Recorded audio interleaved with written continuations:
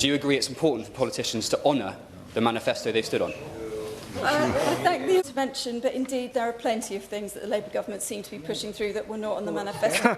The Brexiteers, to me, are like those people, and we've all met them on a night out. They join your group, they start a fight in the club, they get you kicked out, but they still maintain 3 hours later, as they're walking you around in an industrial estate somewhere, which is completely empty, that somewhere they know a great club that we can still get into. May I tell the member from Macclesfield that many of us who were here during the Brexit negotiations and remember the pain of those evenings, as well as the fisticuffs, know only too well that the scars cut deep. But that's why I think also Robert, and I congratulate him for his petition, needs to know the truth. Because if the member for Clacton was in the country, I'm sure he would be telling all of us that we need straight talking. So let's have some straight talking about this. Brexit is a disaster. It's a disaster by anybody's metric, not least those who purported that this was somehow the hallowed land. The pandemic has spared some of the blushes of those people who still claim that we've got some elusive sovereignty as a result of leaving the European Union. But we can see the damage. Our constituents can see the damage. Many have already quoted some of the figures. Let me quote some more. 1.8 million fewer jobs created in the economy as a result, a number that is likely to rise to 3 million by 2035. 16,500 small businesses have stopped exporting to Europe altogether. Those of us who were on the parliamentary delegation last week had the pleasure of listening to Lord Frost trying to argue that up was down. Sad. But we know the truth for our constituents. We have seen the damage. We have seen that what was a bad situation in leaving the European Union was compounded by the ways in which the previous administration chose to run it. What on earth made them decide that we wouldn't even share security alerts with our colleagues in Europe? What on earth is it in the interest of British farmers to not even share food security alerts with our colleagues simply because it had the word Europe in the title? The border operating model that is adding billions of pounds to the cost of food in this country. What on earth made them think that adding £145 a time a pallet of food came over here was somehow in the interests of British consumers or indeed British businesses? And that's before we even get on to the uncertain geopolitical situation that we are in. So by any metric, it is easy to understand why Robert brought forward this petition. The Brexiteers, to me, are like those people, and we've all met them on a night out. They join your group, they start a fight in the club, they get you kicked out, but they still maintain 3 hours later, as they're walking you around in an industrial estate somewhere, which is completely empty, that somewhere they know a great club that we can still get into. The challenge for all of us who recognise the damage that has been done to this country, to our national reputation, to our economies, to our communities, and yes, to our values, to the idea that our European neighbours and friends would feel in any way unwelcome, is that we don't want to be that weirdo who turned up who thinks that, well, if we walk around the streets a few more times, we can go back and the bouncers won't recognise us and it's all fine and we can walk back in. Because the brutal reality is we have left the European Union and we owe it to people who care about this country, and I think everybody in this chamber does, actually, even whether they still purport that Brexit was a good idea or not, to talk truth to our constituents, to work out what we can actually do to salvage what can be left. And that is what this debate today is all about, because if we are honest, nobody is here actually saying that rejoin should be the sole priority of the government. And the reason they're doing that is because we know full well that when we are facing a salvage operation, Europe will only talk to us once more, again once. And who can blame them? Because for years we were like that difficult, awkward man your aunt married who turned up at Christmas and always caused a fuss, and thank God she divorced him. And now we appear acting as if nothing has changed and we should be invited to Sunday lunch. We owe respect to our colleagues in Europe when they themselves are dealing with challenges like Putin, economic uncertainty, yes, looking at what we can all do to secure peace in the Middle East. They owe it from us some respect. Sometimes, frankly, it appears as if we think our colleagues in Europe don't read our newspapers. I promise you that they do. So the challenge for all of us is to owe truth to our colleagues in Europe, truth to our constituents. It would take years to renegotiate, to rejoin the European Union, even if we were to get a fast-tracked relationship, even if they could be confident that we wouldn't change our mind again. And I absolutely recognise the public are far ahead of politicians in this debate, all of us scarred by those Brexit years. It would take years because it means going around every single individual country. It is worth remembering that our membership of the European Union was vetoed twice by France because that's the way the process works. This is not a quick process.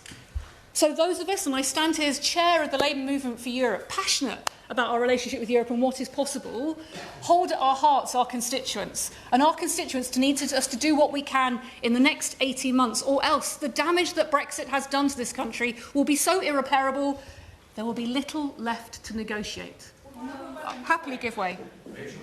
I'm really grateful to all that my honourable friend has done on this issue. Does she agree that it would be really helpful at this point, 9 years on, that we have a comprehensive impact assessment? Because in 2016, we were talking about the projected harm that Brexit would cause. Now we've got the evidence. Should government prepare that so we can then make some sound judgments on the basis of that?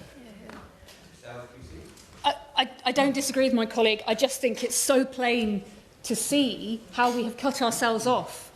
Even when it came to the pandemic, even when it came to initially standing up to Putin and Ukraine, we were outside the room shouting in. I think we owe it to our constituents now to be as brutal as we can and humble as we need to be to make the case for what we can do in the next 18 months. And I just want to say a little bit about that because I'm supremely conscious about time, not least in these uncertain times. The previous administration chose to walk us out of any foreign affairs cooperation. That includes not just hard power, but soft power. So for us in the Labour Movement for Europe, there's an utter priority, absolutely, to do a defence and security cooperation agreement, but also to include aid in that conversation, because Europe is the third largest donor around the world. Whatever you think of the cuts to the aid budget, clearly duplication is a problem, but so too is separation when it comes to looking at how we can stand up to the threats that we face around the world. Absolutely, as my colleagues have pointed out, we must join the Pan-European Mediterranean Convention. We frankly think these times call for moving on from talk of red lines to talking about mutual benefit. With the uncertainty of whoever is in the White House and the consistency there, our constituents need us to know that we will pursue what is a simple truth about Brexit, which is you can fight many things in life, but you can't fight geography. Of course, trade with our neighbours is always going to be important and critical to the future economy, so we must do what we can to reduce the trade barriers. Some of us were into a youth mobility scheme before it was fashionable, and some of us over a year ago were arguing for it. We consider that it is absolutely in the interest of the British public to get one. We don't believe that what came back last summer was the right deal for this country, but absolutely we should be looking at what is possible. And in that conversation, we must prioritise our apprenticeships. Because I am old enough to remember when this country used to, in our national cultural life, celebrate young men from the northeast going to Germany to be able to skill and train. It was called Auf Wiedersehen Pet, and I'm sure the member from Strangford was a regular viewer of the programme. And that was absolutely youth mobility at the time. Our young people in this country did not vote for this situation. They should not bear the brunt of it. They need us to fight for every opportunity that can come for them. So a youth mobility deal, as we've already said, we've got them with other countries. They're not freedom of movement, because you can control why people come here, is in their interest if it isn't just about students. Let us talk about every young person. Let us also talk about energy. Oh, I'll happily give way. I'm the only one for giving way. As a former Erasmus exchange student myself, with personal lived experience of the immense opportunities that youth mobility provides, does she also recognise that youth mobility not only creates immense opportunities for British students abroad and European students potentially coming to the UK, but also fundamentally that this does not rub up against the red lines that the government has set itself in the manifesto last year, and of course that it does not provide a pathway to citizenship, it is not freedom of movement, but also that it does not provide access to financial dependency on the state? My colleague is absolutely right on all fronts. Look, a youth mobility scheme, a youth opportunity scheme with apprenticeship at the heart of it is the right thing to do. And crucially, on the timeline that I've set out about salvation for this country and salvaging something from the damage that Brexit has done, it could be achieved within that 18-month window. One final item as well to add to the list of things we could do in 18 months is about our energy security, and in particular the emissions trading scheme and the carbon border adjustment mechanism. For many of us, for our vital industries to our defence as well, including steel, it is absolutely critical that we get our CBAM, our European emissions trading schemes aligned. And Iron Beverin told us that the language of priorities is the religion of socialism. I stand here ruthlessly prioritising the British interest, which was always being stronger and taller on the world and confident that we could work with other countries. Never more have we needed that spirit, but never more have we needed to be clear about what needs to be done when. So I recognise the passion behind this petition. I simply say to those who are petitioning this way, let us not fall into the trap that the Brexiteers have done of offering false hope when the people in this country need real change and real relationships and real solutions. The member for Clacton may not be here, but his spirit infuses our debate if we do otherwise. Rosie Duffield.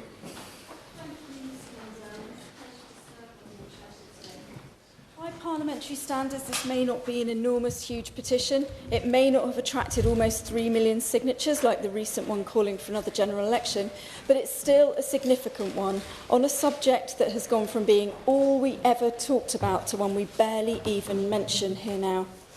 Those of us with dark red areas on the petition map will know, however, that this issue has far from disappeared from our constituents' hearts and minds, and as far as many of us are concerned, Brexit is not and has never been a done deal, never to be spoken of again.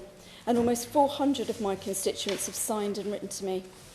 From campaigning against it during the referendum to working day and night, including on the first sitting Saturday we'd had for 40 years, many of us tried and came so close to securing a less awful deal and a people's vote. Almost every Labour member met to discuss and scrutinise every stage and every amendment, led in group meetings several times a day by the current Secretaries of State for DCIT and Education, the now Chancellor for the Duchy of Lancaster, and Minister of State for Employment, and indeed the now Minister of State for Europe and North America. I would love to believe that those government ministers are now applying our years of campaigning together against the damage we foresaw Brexit causing to our national security, economy and place in the world, are taking that to their new roles and raising this in cabinet and departmental meetings at every available opportunity. According to the recent YouGov survey that we've already heard mentioned, 55% of Britons now say it was wrong for the UK to leave the EU, and just 11% see Brexit as more of a success than a failure. That mirrors the referendum result in my own constituency back in 2016, where the University of Kent, our largest employer, enjoyed an extremely close working partnership with our neighbours across the English Channel.